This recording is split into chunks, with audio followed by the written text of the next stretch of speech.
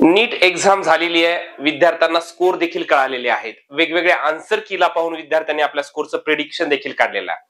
मी कालचा एक व्हिडिओ बनवला होता की रिझल्ट केव्हा लागू शकतो. लवकरच ऑफिशियल रिझल्ट देखील लागेल आणि मग ऍडमिशन प्रोसेसला सुरुवात होणार आहे. महत्वाचं काय आहे, आता विद्यार्थी आणि पालकांच्या मनात एकच प्रश्न आहे की कॉलेजला ऍडमिशन हवंय. अनेक विद्यार्थ्यांच्या स्कोर आणि रँक प्रमाणे ऍडमिशन प्रोसेस होतात. काही विद्यार्थ्यांना एमबीबीएस ला ऍडमिशन मिळेल, गव्हर्नमेंट मिळेल, सेमी गव्हर्नमेंट मिळेल. काही विद्यार्थी बाहेरच्या राज्यात जाऊन ऍडमिशन करतील. काही विद्यार्थी बीएमएस करतील, बीडीएस करतील, फिजिओथेरपी करतील, वेगवेगळ्या कोर्सेसला ऍडमिशन घेतील. हे ऍडमिशन घेण्यासाठी सर्वात पहिला महत्वाची स्टेप काय असते ते म्हणजे डॉक्युमेंटेशन. तुमच्याकडे डॉक्युमेंटेशन प्रॉपर असतील तर आणि तरच ऍडमिशन होईल. कितीही जास्त मार्क असू द्या, डॉक्युमेंट नसतील, एखादं डॉक्युमेंट मिसिंग असेल, कॅटेगरीचं डॉक्युमेंट नाहीये, ऍडमिशन प्रोसेस होत नसते. ऍडमिशन तुमचं कॅन्सल नक्कीच होणार आहे. मग ह्या ऍडमिशन प्रोसेस साठी महत्वाचे डॉक्युमेंट्स काय लागतात, ऍडमिशन प्रोसेससाठी एक्झॅक्टली कोणत्या कॅटेगरीला कोणतं डॉक्युमेंट लागेल, बाकी जनरल डॉक्युमेंट्स काय असतात. सर मी हिली एरियामध्ये येतो, मला काय डॉक्युमेंट लागेल. सर मी पीडब्ल्यूडी क्षेत्रामध्ये आहे, मला काय डॉक्युमेंट्स लागेल. असे अनेक प्रश्न विद्यार्थी आणि पालकांच्या मनामध्ये आहेत. या सर्व प्रश्नांची उत्तरे देण्यासाठी मी ऋषिकेश कुलकर्णी आपल्या सर्वांचं व्हायब्रंट ऍडमिशन गायडन्स या आपल्या युट्यूब चॅनलमध्ये स्वागत करतो. मित्रांनो, आपण पाहणार आहेत आज मेडिकल ऍडमिशन साठी काय महत्वाचे डॉक्युमेंट्स लागतात. ठीक आहे, तर तुम्हाला इथे स्क्रीनवर दिसत असेल की महत्वाचे वैद्यकीय प्रवेशासाठी लागणारी कागदपत्रे. तर वन बाय वन मी तुम्हाला डॉक्युमेंट सांगणारच आहे. दुसरी महत्वाचं काय आहे, व्हायब्रंट मध्ये काउन्सिलिंगच्या ऍडमिशन प्रोसेसला सुरुवात झालेली आहे. आपलं लातूर, बीड, बारामती, नांदेड, पुणे आणि संभाजीनगरला ऑफिस आहे. डिस्क्रिप्शन बॉक्स मध्ये मी कॉन्टॅक्ट दिलेले आहेत, ऑफिसचे ऍड्रेस देखील दिलेले आहेत. लवकर व्हिजिट करा, कॉन्टॅक्ट करा. टेन्शन फ्री ऍडमिशन प्रोसेस, घर बसल्या ठिकाणी सर्व ऍडमिशन प्रोसेस कंप्लीट करायची असेल आजच एनरोल करा आणि पुढील ऍडमिशन प्रोसेससाठी निश्चिंत राहा. मित्रांनो, आता एक्झॅक्टली बघा काय डॉक्युमेंट्स लागू शकतात. List of required documents for medical admission process, required documents for all category students. आता मी सुरुवातीचे काही डॉक्युमेंट्स सांगतोय, हे डॉक्युमेंट सर्व कॅटेगरीच्या विद्यार्थ्यांसाठी कॉमन डॉक्युमेंट्स आहेत. मग तो विद्यार्थी ईडब्ल्यूएस असू द्या, तो विद्यार्थी जनरल कॅटेगरी, एससी एसटी कुठल्याही कॅटेगरीचा असेल तर त्याला आता मी काही सांगणारे डॉक्युमेंट सर्व विद्यार्थ्याला कॉमन डॉक्युमेंट्स लागतात. आता पहिलं काय आहे, पहिलं डॉक्युमेंट्स बघा काय आहे, तर ते आहे नीट कन्फर्मेशन पेज. ठीक आहे, तुम्हाला इथे दिसत असेल नीट कन्फर्मेशन पेज. आता हे एक्झॅक्टली काय आहे, तुम्ही जो नीटचा ऍप्लिकेशन फॉर्म भरलाय, आपण विद्यार्थ्यांचे नीटचे ऍप्लिकेशन फॉर्म भरले, त्याचा जो फायनल प्रिंट आउट आलेली असते त्या पेजला काय म्हणतात, नीट कन्फर्मेशन पेज. नीटचा ऍप्लिकेशन फॉर्म त्याची जी प्रिंट आउट आहे त्याला म्हणतात नीट कन्फर्मेशन पेज. सर्व विद्यार्थ्याकडे ते असणं गरजेचं आहे. त्याच्यानंतर काय आहे, नीट ऍडमिट कार्ड. ऍडमिट कार्ड सर्व विद्यार्थ्यांकडे आहेत. काही विद्यार्थ्यांचे म्हणजे ज्या विद्यार्थी सबमिट करून घेतलेले असेल एक्झाम मध्ये, तुम्ही एक एक्स्ट्रा कॉपी काढलेली आहे किंवा अजून देखील ऑनलाईन डाउनलोड होत आहेत. त्या ऍडमिट कार्डचं फर्स्ट पेज घ्या, त्यावर तुमचा फोटो लावा आणि सही तुमची केली तरी चालेल. असं एक नीट ऍडमिट कार्ड लागेल. नीट स्कोर कार्ड लवकरच तुम्हाला ऑनलाईन रिझल्ट लागेल. नीटचा रिझल्ट लागल्यानंतर ऑनलाईन जो स्कोरची कॉपी आलेली असते त्याला म्हणतात नीट स्कोर कार्ड. हे 3 डॉक्युमेंट सर्व विद्यार्थ्यांना हे डॉक्युमेंट लागतात. त्यानंतर काय आहे, एसएससी मार्कशीट आणि एसएससी पासिंग सर्टिफिकेट. जे विद्यार्थी 10वी स्टेट बोर्डामध्ये आहेत अशा विद्यार्थ्यांना एसएससी मार्कशीट म्हणजे स्कोर कार्ड पण लागेल आणि पासिंग सर्टिफिकेटला आपण त्याला थोडक्यामध्ये मराठीमध्ये सनद असं म्हणतो, सनद. ठीक आहे, हे दोन्ही डॉक्युमेंट लागतात जे स्टेट बोर्डामधले आहेत. जे सीबीएसई बोर्डचे विद्यार्थी आहेत त्यांच्याकडे एकच स्कोर कार्ड लागत असतं, बाकीचं डॉक्युमेंट लागायची गरज नाही. आयसीएसई बोर्डच्या विद्यार्थ्यांना देखील हे 2 डॉक्युमेंट्स असतात. पासिंग सर्टिफिकेटचं महत्व आहे, सनद तुम्ही नक्की तुमच्याकडे असणं गरजेचं आहे, कारण की त्याच्यावर काय असतं तर डेट ऑफ बर्थ असते. त्याच्यामुळे पासिंग सर्टिफिकेट सर्व विद्यार्थ्याकडे असणं गरजेचं आहे. त्याच्यानंतर पुढील डॉक्युमेंट काय लागतं मित्रांनो, तर त्याच्यानंतर पुढील डॉक्युमेंट लागत आहे 12वीचं. आता एचएससीचं बघा, एचएससीचं देखील तुमच्याकडे मार्कशीट असणं गरजेचं आहे. एचएससी मार्कशीट तुमच्याकडे असणं गरजेचं आहे 12वीचं. त्याच्यानंतर कॉलेज लिव्हिंग सर्टिफिकेट 12वीचं तुम्हाला त्याच्यावर म्हणतात लिव्हिंग सर्टिफिकेट म्हणजे टीसी. प्रत्येक विद्यार्थ्याकडे ही टीसी असणं गरजेचं आहे. फक्त इथे एक मी पॉइंट मेन्शन करू इच्छितो, टीसी ही तुमची इंग्लिश फॉर्मॅटमध्ये असणं जास्त गरजेचं आहे. जर तुम्ही महाराष्ट्र स्टेटमध्ये कुठल्याही कोर्सेसला ऍडमिशन घेत असाल, मराठीमध्ये टीसी असेल तर काही इश्यू येत नाही. परंतु जेव्हा आपण बाहेरच्या राज्यामध्ये जाऊन ऍडमिशन घेणार असाल तर तेव्हा इंग्लिश फॉर्मॅटमध्येच टीसी असणं बंधनकारक आहे. मित्रांनो, जर मराठीमध्ये असेल तर तुम्ही ते सबमिट करून इंग्लिशचं ट्रान्सफर हे करून तुम्हाला ते नवीन इंग्लिश फॉर्मॅटमध्ये टीसी कॉलेज इश्यू करत असतं. त्याच्यामुळे ती टीसी तुमच्याकडे असणं खूप जास्त गरजेचं आहे. याच्या व्यतिरिक्त काय लागतं अजून, तर याच्या व्यतिरिक्त महत्वाचं डॉक्युमेंट आहे नॅशनॅलिटी अँड डोमेसाईल सर्टिफिकेट. याला राष्ट्रीयत्व आणि रहिवासी प्रमाणपत्र असं म्हटलं जातं. हे दोन्हीही डॉक्युमेंट विद्यार्थ्याकडे असणं खूप जास्त गरजेचं, म्हणजे सर्व विद्यार्थ्याकडे असणं गरजेचं आहे. आता हे डॉक्युमेंट जर बघितलं आपण तर हे तुम्हाला एकाच फॉर्मॅटमध्ये असतं, नॅशनॅलिटी कम डोमेसाईल एकाच पेजमध्ये हे दोन्ही पण असतं. काही तहसील ऑफिसमध्ये दोन्ही वेगवेगळे असतं, एज नॅशनॅलिटी वेगळं असतं आणि डोमेसाईल सर्टिफिकेट हे वेगळं देतात. वेगळं असलं तरी चालेल आणि एकाच ह्याच्यामध्ये हे दोन्ही पण लिहिलेलं असेल वरती तर ते देखील चालेल मित्रांनो. अशा पद्धतीनं हे डोमेसाईल आणि नॅशनॅलिटी सर्टिफिकेट असणं गरजेचं आहे. आता त्याच्यानंतर पुढचं महत्वाचं डॉक्युमेंट काय, मेडिकल फिटनेस सर्टिफिकेट. हे मेडिकल फिटनेस सर्टिफिकेट काय असतं तर अनेक्षर एच याला म्हटलं जातं मेडिकल फिटनेस सर्टिफिकेट. आता तुम्हाला मी सर्व ग्राफिक्सच्या माध्यमातून पण सांगणार आहे की एक्झॅक्टली हे डॉक्युमेंट्स कशा पद्धतीनं असतात. आता बघा इथे हे आहे तुमचं मेडिकल फिटनेस सर्टिफिकेट. सर्व विद्यार्थ्यांना समजण्यासाठी अगदी सोप्या पद्धतीने सांगतोय. अशा पद्धतीचा हा फॉर्मॅट असतो. हा फॉर्मॅट आम्ही तुम्हाला प्रत्येक विद्यार्थ्यांना देतो, ज्या विद्यार्थ्यांनी एनरोल केलंय. हा फॉर्मॅट दिला जातो नीटचा रिझल्ट आल्यानंतर. इथे विद्यार्थ्याचं नाव असतं आणि एक तुम्हाला एमबीबीएस एनी एमबीबीएस डॉक्टर कडून तुम्हाला याच्यावर सही शिक्का घ्यायचा असतो आणि हे ऍडमिशन प्रोसेस मध्ये अगदी कंपल्सरी म्हणजे कंपल्सरी लागतं.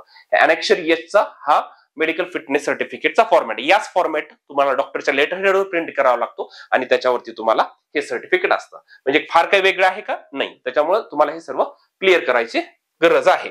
ठीक आहे, आता हे झालं.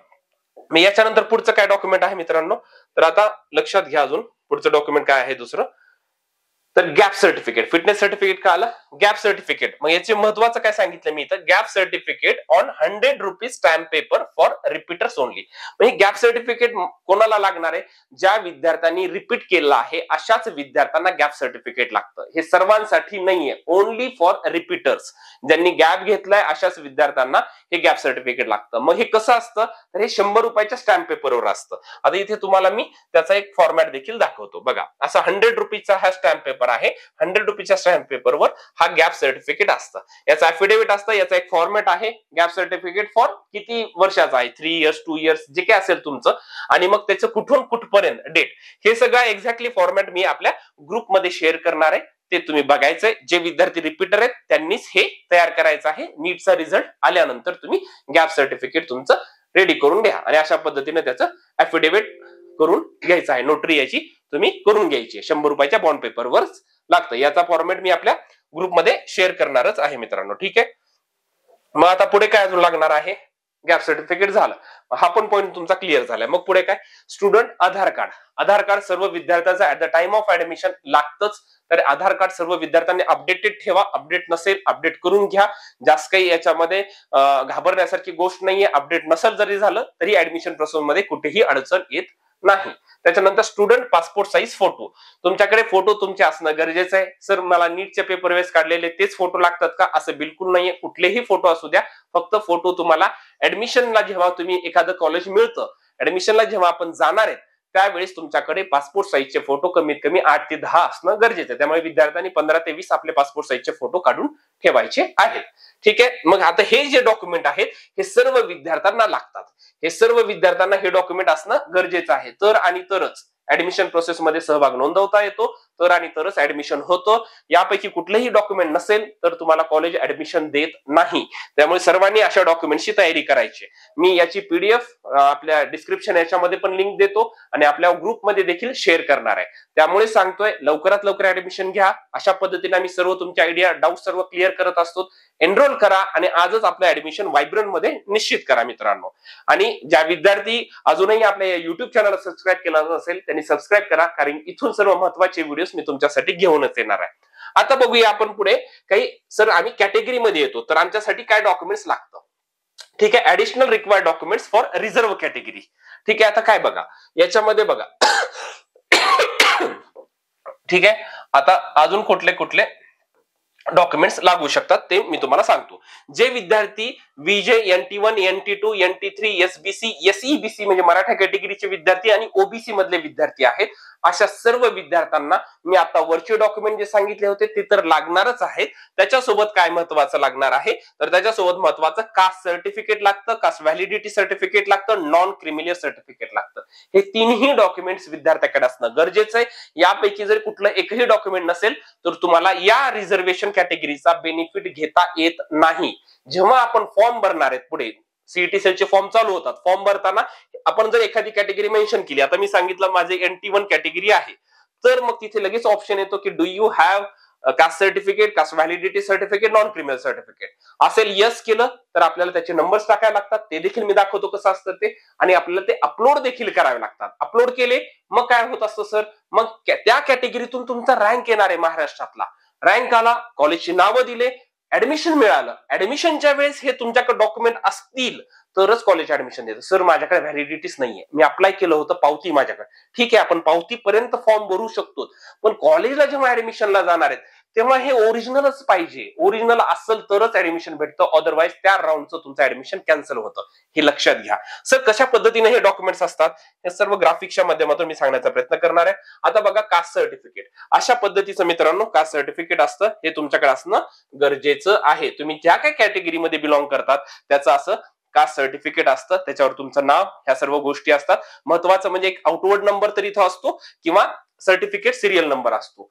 हा जो सर्टिफिकेट सिरियल नंबर किंवा आउटवर्ड नंबर आहे तो तुमच्या व्हॅलिडिटीवर असणं गरजेचं आहे. कधी कधी काय होतं की आम्ही व्हॅलिडिटी नंतर काढली, आधी काढली, याचं मिसमॅच झालं, त्याच्यानुसार ते केलं, हे अजिबात चालत नाही. कास्ट सर्टिफिकेटचा जो सर्टिफिकेट नंबर असतो तो व्हॅलिडिटीवर मेन्शन असणं खूप जास्त गरजेचं आहे. जसं आता बघा मी थोडक्यामध्ये सांगतो, इथं सर्टिफिकेट सिरियल नंबर किती आहे, 2191. हा कास्ट सर्टिफिकेटवरचा सिरियल नंबर आहे.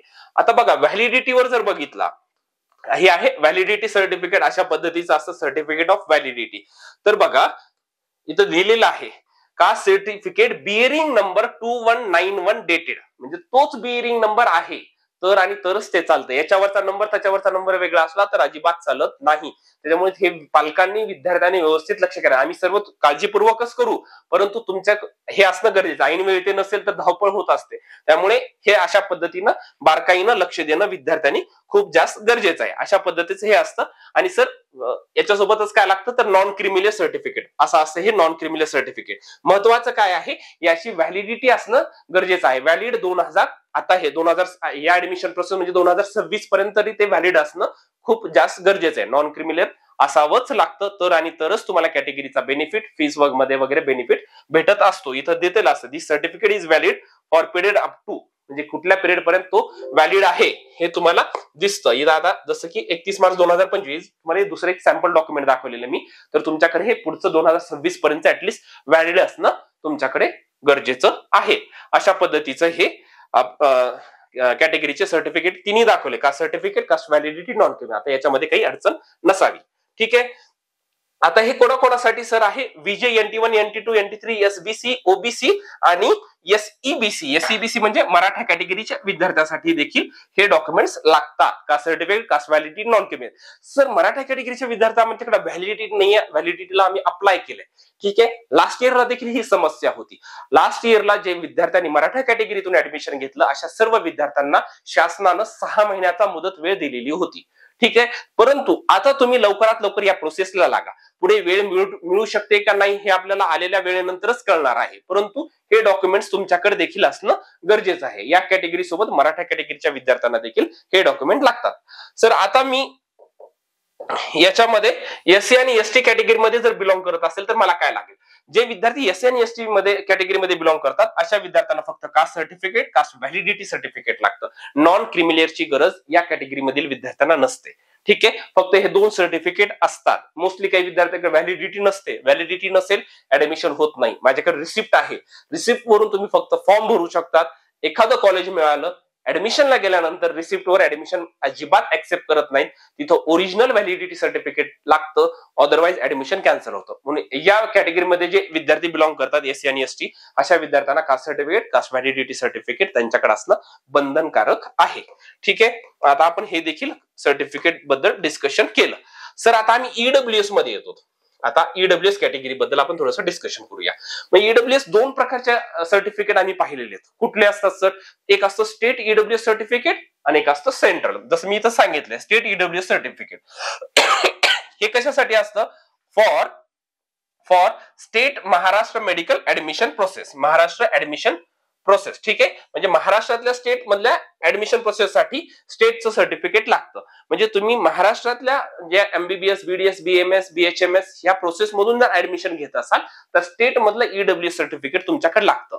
सर आम्ही ऑल इंडियासाठी म्हणजे जसं की एम्स आहे, जिपमर आहे, एफएमसी आहे, अशा ऑल इंडिया किंवा 15% ऑल इंडिया कोटा असतो, इथून जर ऍडमिशन मिळालं आम्हाला तर कुठलं सर्टिफिकेट लागेल? तर अशा सर्व विद्यार्थ्यांना सेंट्रलचं ईडब्ल्यूएस सर्टिफिकेट लागतं. Central EWS certificate for all India medical admission process तुम्हाला इथे सांगितलेलं आहे. जे विद्यार्थी या कॅटेगरीमध्ये येतात, NT1 विजय हे सर्व असे सर्व विद्यार्थी सेंट्रलला ओबीसी मध्ये येतात, तर त्या विद्यार्थ्यांना ओबीसी एनसीएल सर्टिफिकेट लागत असतं.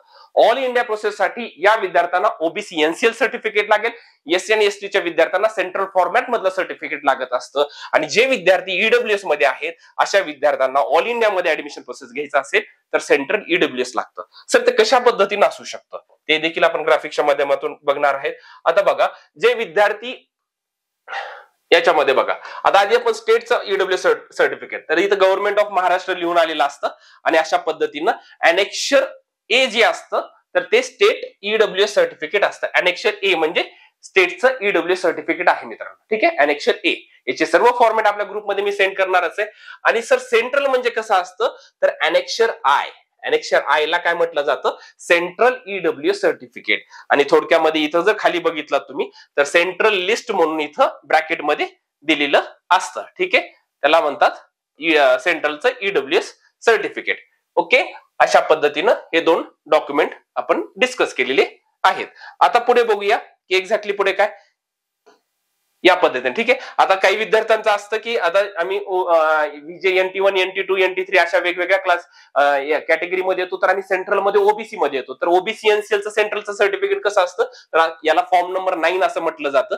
आणि अशा पद्धतीने हे 3 पेजचं साधारणतः सेंट्रलचं डॉक्युमेंट असतं, जे विद्यार्थी विजय NT1, NT2, SBC अशा कॅटेगरीमध्ये वेगवेगळ्या येतात अशा विद्यार्थ्यांना ऑल इंडियामध्ये पार्टिसिपेट करायचं असेल ओबीसी एनसीएल सर्टिफिकेट लागतं. त्याचा फॉर्मॅट देखील मी इथं दाखवलेला आहे. म्हणजे ऑल इंडिया प्रोसेससाठी पण काय लागतं, स्टेटसाठी पण काय लागतं हे देखील आपण क्लिअर करत आहेत मित्रांनो. ठीक आहे, आता हे झालं याच्याबद्दल सर्व. आता एवढे डॉक्युमेंट सर्व विद्यार्थ्याकडे असणं अगदी गरजेचं आहे, तरच ऍडमिशन होतं, नाहीतर नाही. कॉमन डॉक्युमेंट मी सर्व सांगितले, 10वी-12वी पासून सगळं सांगितलं, कॅटेगरीचे काय सर्टिफिकेट लागतात त्याचे फॉर्मॅट देखील दाखवलं, काय लक्षात घ्यायचं ते पण सांगितलं. त्याच्यानंतर स्टेट सेंट्रल साठी काय फॉर्मॅट असतात ते देखील मी सांगितलं.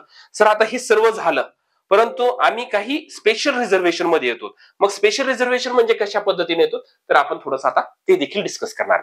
आता हे पुढचे डॉक्युमेंट सर्वच विद्यार्थ्यांना लागतील असं नाहीये, परंतु ह्या कॅटेगरीमध्ये बिलॉंग करत असतात तर तुम्हाला हे डॉक्युमेंट असणं खूप जास्त गरजेचं आहे, तरच त्या स्पेशल रिझर्वेशनचा तुम्हाला बेनिफिट भेटतो. मग हे कुठले असतात? Additional required documents for special reserve category students if applicable, जर असेल तरच. आता याच्यामध्ये जसं की डिफेन्स मध्ये असतात, काही विद्यार्थ्यांचे पाल्य हे डिफेन्स याच्यामध्ये आहेत, तर त्यांच्यासाठी देखील काही आपल्याला बेनिफिट्स कॉलेजमध्ये मिळत असतात. तर ते कशा पद्धतीने आहे तर डिफेन्स मध्ये जे पालक आहेत तर ते 3 प्रकारचे असतात. एक तर डिफेन्स 1, डिफेन्स 2 आणि डिफेन्स 3 मध्ये. आता याचे एक एक्झॅक्टली आपण फरक बघूया. डिफेन्स 1 म्हणजे काय आहे? महाराष्ट्रामध्ये अधिवास असलेले सेवानिवृत्त रिटायर झालेले सैनिक जे आहेत ते सर्व डिफेन्स 1 मध्ये मोडतात. आणि अशा विद्यार्थ्यांना डिफेन्स 1 चा जर बेनिफिट घ्यायचा असेल, आपण तिथं टिक केलं स्पेशल रिझर्वेशन डिफेन्स 1 ला जर टिक केलं तर तिथं विचारतं की do you have ex serviceman certificate, त्यांचं एक्स सर्व्हिसमॅन सर्व्हिस असलेलं सर्टिफिकेट लागतं. आणि दुसरं domicile certificate of defence person, त्या पालकांचं डोमेसाइल सर्टिफिकेट. ह्या 2 गोष्टी लागतात, एक्स सर्व्हिसमॅनचं सर्टिफिकेट आणि डोमेसाइल सर्टिफिकेट. ह्या दोन्ही गोष्टी रिझल्ट नंतर पालकांनी काढून घ्यायच्या आहेत. आता डिफेन्स 2 मध्ये काय आहे सर? महाराष्ट्रामध्ये अधिवास असलेले सेवेतील म्हणजे आता त्यांची सर्व्हिस सुरू आहे असे सर्व पालकांचे विद्यार्थी डिफेन्स 2 या कॅटेगरीमध्ये येतात. अशांना काय लागतं? Actual service certificate. वरती काय होतं डिफेन्स 1 मध्ये एक्स सर्व्हिसमॅन, पण आता सर्व्हिस सुरू असलेले डिफेन्स 2 मध्ये येतात, त्यांना काय लागेल? ऍक्च्युअल सर्व्हिस सर्टिफिकेट आणि domicile certificate of defence person. हाच एवढा फरक आहे. आणि डिफेन्स 3 मध्ये कोण येतात तर महाराष्ट्राच्या बाहेरील पण महाराष्ट्रात सेवे असलेले, जे महाराष्ट्राच्या दुसऱ्या स्टेट मधले आहेत पालक जे की दुसऱ्या स्टेटमध्ये आहेत परंतु महाराष्ट्रात आता सेवेमध्ये आहेत, तर ते काय आहे डिफेन्स 3, तर त्यांना पण काय लागेल actual service certificate and transfer certificate of a defence person. त्यांचं एक ट्रान्सफर सर्टिफिकेट असतं, ते देखील इश्यू होत असतं त्यांना त्यांच्या बोर्डमधून, तर ते एवढे सर्टिफिकेट असणं गरजेचं आहे, तर आणि तरच तुम्हाला या डिफेन्स कॅटेगरीचा बेनिफिट त्या विद्यार्थ्यांना मिळतो. हे झालं डिफेन्स. आता सर दुसरं काय असतं अजून, एमकेबी कोटा. एमकेबी म्हणजे काय, महाराष्ट्र कर्नाटक बॉर्डर. काही पालक येतात आता भेटायला, सर आम्ही इथे आहे, आम्ही या महाराष्ट्र कर्नाटक, याचे काही गावांची लिस्ट आहे ते देखील मी प्रोव्हाइड करतो तुम्हाला. या महाराष्ट्र कर्नाटक बॉर्डरच्या काही गावावरती जर तुमचं गाव असेल, तिथं तुम्ही बिलॉंग करत असताल, तिथं देखील तुम्हाला फायदा, ऍडिशनल फायदा होतो त्या विद्यार्थ्यांना. तर त्याच्यासाठी काय म्हटलं जातं, महाराष्ट्र कर्नाटक बॉर्डर. याच्यासाठी काही महत्वाचे डॉक्युमेंट्स, मग हे डॉक्युमेंट्स कशा पद्धतीचे असतात, तर मदर टंग सर्टिफिकेट लागेल, डिस्प्युटेड बॉर्डर एरिया सर्टिफिकेट, तिथला बॉर्डर एरियाचं सर्टिफिकेट लागेल, आणि स्टुडंट 10वी किंवा 12वी तिथून झाली याचं एखादं पासिंग प्रूफ तुमच्याकडे विद्यार्थ्याकडे असणं गरजेचं आहे. आपण थोडंसं ग्राफिकच्या माध्यमातून समजून घेऊया. ठीक आहे, आता बघा मी जसं तुम्हाला सांगितलं बॉर्डर एरिया सर्टिफिकेट, तर त्या तिथलं तुम्हाला कर्नाटक, डिस्ट्रिक्ट कर्नाटक बघा कुठं राहतात, तालुका बिदर, म्हणजे तिथला तुम्हाला एक बॉर्डर एरिया सर्टिफिकेट लागतं. हे बॉर्डर एरिया एक्झिक्युटिव्ह मॅजिस्ट्रेट यांच्याकडून भेटत असतं, तिथून तुम्हाला हे बॉर्डर एरिया सर्टिफिकेट अशा पद्धतीचं तुमच्याकडे असणं गरजेचं आहे. हे एमकेबी कोट्यासाठी अशी सर्व फॉर्मॅट ग्रुपमध्ये शेअर करणार आहे. सांगायचं कशासाठी, ग्राफिकच्या माध्यमातून दाखवायचं कशासाठी आहे, पालकांना देखील ही ऍडमिशन प्रोसेस समजावी. अगदी ग्रामीण भागातले जरी पालक असतील त्यांना देखील एवढी माहिती समजावी, हाच हेतू असतो. आणि अशाच पद्धतीने संपूर्ण ऍडमिशन प्रोसेस व्हायब्रंट मध्ये करून दिली जाते. आणि सर्वात कमी फीस मध्ये असलेलं एकमेव सेंटर आहे व्हायब्रंट, जिथे सर्व विद्यार्थ्यांची काउन्सिलिंग अगदी घर बसल्या ठिकाणी केली जाते. त्यामुळे आजच एनरोल करा. व्हायब्रंटच्या लातूर, बीड, बारामती, नांदेड, पुणे आणि संभाजीनगरला ऑफिस आहे. आजच ऍडमिशन घ्या, तुमच्या सर्व शंकाचं निरसन लवकरात लवकर करून घ्या. अशा पद्धतीचं बॉर्डर एरिया सर्टिफिकेट असतं. सर अजून काय असतं, मदर टंग सर्टिफिकेट लागतं तिथलं, त्याचा देखील फॉर्मॅट आहे. अशा पद्धतीने मदर टंग सर्टिफिकेट असतं, हे देखील तुम्हाला तिथून घेणं गरजेचं आहे. हे सर्व फॉर्मॅट मी आपल्या ग्रुपमध्ये शेअर करणार आहे मित्रांनो. ठीक आहे, अशा पद्धतीचे हे सर्टिफिकेट असतात आणि तुमचे 10वी आणि 12वी विद्यार्थ्याची तिथून होणं, त्या एरियातून होणं खूप जास्त गरजेचं आहे. हे झालं एमकेबी कोटा. अजून काय असतं सर, तर हे असतो दुसरं काय असतो, हिली एरिया. सर आम्ही हिली एरियामध्ये मोडतो, असे अनेक विद्यार्थी पालक म्हणतात. म्हणजे काय, तर डोंगराळ भागातील काही गावं आहेत, जर त्या गावामधून तुम्ही बिलॉंग करत असतात तर अशा विद्यार्थ्यांना देखील ऍडिशनल बेनिफिट भेटतात. मग त्याच्यासाठी महत्वाचे काही डॉक्युमेंट्स आहेत, ते देखील काय असतात ते सांगतो. हिली एरिया सर्टिफिकेट एक तुमच्याकडे असणं गरजेचं आहे. कशा पद्धतीचं असतं ते देखील मी दाखवतो. दुसरं काय, parent domicile certificate from same hilly area. पालकांचं तिथलं डोमेसाइल सर्टिफिकेट पण लागतं. कुठून तरी झाले, दुसरं डोमेसाइल आहे, विद्यार्थी एका ठिकाणी होता, अशा गोष्टी अजिबात चालत नाहीत मित्रांनो. ठीक आहे, ते झालं. आणि महत्वाचं सर्वात जास्त, स्टुडंट एसएससी और HSC passing proof from that hilly area. विद्यार्थ्याची 10वी आणि 12वी त्या गावातून झाली पाहिजे किंवा त्या तालुक्या प्लेस मधून तरी झालीच पाहिजे, तर आणि तरच प्रूफ भेटतो. वेगळ्या ठिकाणून झाली आहे आणि हिली एरियाचा बेनिफिट घेतात, अजिबात भेटत नाही. तुम्ही हे सगळं करताल, डॉक्युमेंट काढताल, अपलोड करताल, कॉलेजला जाणार, तिथं गेल्यानंतर डॉक्युमेंट व्हेरिफिकेशन होतं. हे जर मिसमॅच झालं, कॉलेज ऍडमिशन देत नाही. खूप जास्त महत्वाचं, त्याच्यासाठीच सांगते तुम्हाला, हे तुम्ही असणं, हे सगळे प्रूफ, हे सर्टिफिकेट, हे 10दा चेक करा, सगळं बघा. मी त्याच्यासाठीच तुम्हाला हे ग्राफिकच्या माध्यमातून दाखवत आहे. जसं की बघा, हे हिली एरिया सर्टिफिकेट आहे, अशा पद्धतीने याला डोंगरी दाखला म्हणतात. तिथल्या तहसीलदार ऑफिस मधून हे तुम्हाला दाखला मिळत असतो. हा दाखला तुमच्याकडे असणं खूप जास्त गरजेचं आहे. ठीक आहे, आणि तिथून 10वी किंवा 12वी त्या विद्यार्थ्याची होणं गरजेचं आहे, त्या तालुका प्लेस किंवा त्या गावातून होणं गरजेचं आहे. आणि तिथलं डोमेसाइल पालकांचं असणं गरजेचं आहे. याला म्हणतात डोंगरी दाखला, हिली एरिया. हे सर्टिफिकेट प्रत्येक म्हणजे जो विद्यार्थी याचा रिझर्वेशनचा बेनिफिट घेणार आहे त्यांच्याकडे हे असणं गरजेचं आहे. याच्या व्यतिरिक्त अजून काय असतं सर, एक असतं पीडब्ल्यूडी स्टुडंट, म्हणजे आता पर्सन विथ डिसॅबिलिटी, जे अपंग प्रवर्गामधील विद्यार्थी येतात, जस्ट इलिजिबल जरी झाले तरी त्यांना गव्हर्नमेंट एमबीबीएस ला ऍडमिशन मिळत असतं. परंतु त्यांच्याकडे पीडब्ल्यूडी सर्टिफिकेट असणं, डिसॅबिलिटीचं सर्टिफिकेट असणं गरजेचं आहे. ते कुठलं असतं, तर डेडिकेटेड काही सेंट्रल गव्हर्नमेंटचे सेंटर आहेत.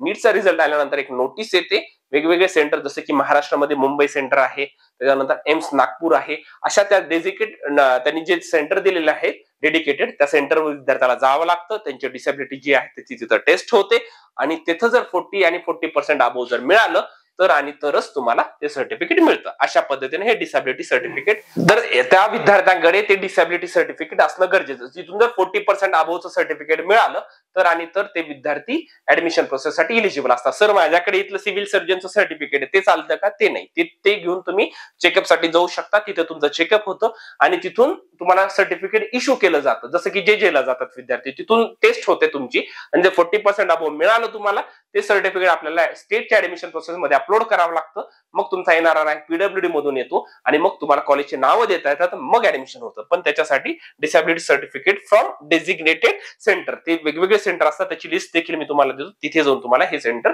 वर डॉक्युमेंट मिळणं गरजेचं आहे. दुसरं काय आहे सर, ऑर्फन म्हणजे अनाथ विद्यार्थी आहेत, त्यांच्यासाठी देखील बेनिफिट होत असतो, परंतु त्यांच्याकडे काय असणं गरजेचं आहे, orphanage certificate from woman and child welfare department, त्यांच्याकडून तुम्हाला ऑर्फनचं सर्टिफिकेट भेटणं खूप जास्त गरजेचं आहे. बस एवढ्याच पद्धतीचे रिझर्वेशन आहेत, एवढ्याच पद्धतीचे बेनिफिट्स विद्यार्थ्यांना भेटतात आणि अशाच पद्धतीनं तुमची ऍडमिशन प्रोसेस होत असते मित्रांनो. याच्या व्यतिरिक्त कुठलेही डॉक्युमेंट तुम्हाला लागत नाही, याच्या व्यतिरिक्त कुठलेही ऍडमिशन प्रोसेसमध्ये डॉक्युमेंट लागणार नाही.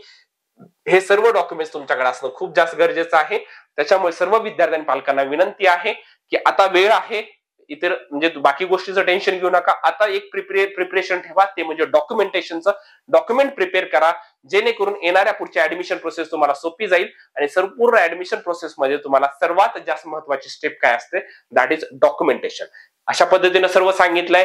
हे पीडीएफ मी शेअर करतो, आपल्या ग्रुपमध्ये शेअर करणार आहे. टेलिग्राम चॅनल आहे व्हायब्रंटचं, मी लिंक त्याची डिस्क्रिप्शन बॉक्समध्ये देतो, तिथं जॉईन करा. टेलिग्राम चॅनल मध्ये मी शेअर करतो हे डॉक्युमेंट.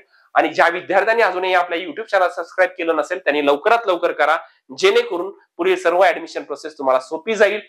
ज्या विद्यार्थ्यांना टेन्शन फ्री ऍडमिशन प्रोसेस पाहिजे असेल, अशा सर्व विद्यार्थ्यांनी आजच व्हायब्रंट ऍडमिशन गायडन्स या आपल्या ऑफिसला व्हिजिट करा, कॉल करा, ऑनलाईन ऍडमिशन घ्या. घर बसल्या ठिकाणी संपूर्ण ऍडमिशन प्रोसेस तुमची कंप्लीट करून दिली जाईल मित्रांनो. Thank you so much.